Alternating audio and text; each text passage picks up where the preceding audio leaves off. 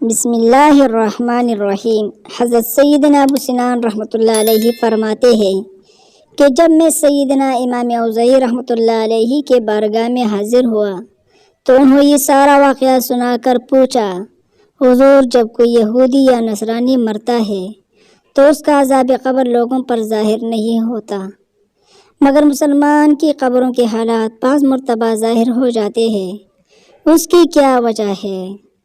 تو آپ رحمۃ اللہ علیہ نے ارشاد فرمایا، کفار کے عذاب قبر میں کسی مسلمان کو شک ہی نہیں، انہیں دائمی عذاب کا سامنا کرنا ہی ہے۔ سب مسلمان یقین رکھتے ہیں کہ کفار مرتے ہی عذاب میں مبتلا ہو جاتے ہیں، اس لیے ان کے عذاب کو ظاہر نہیں کیا جاتا۔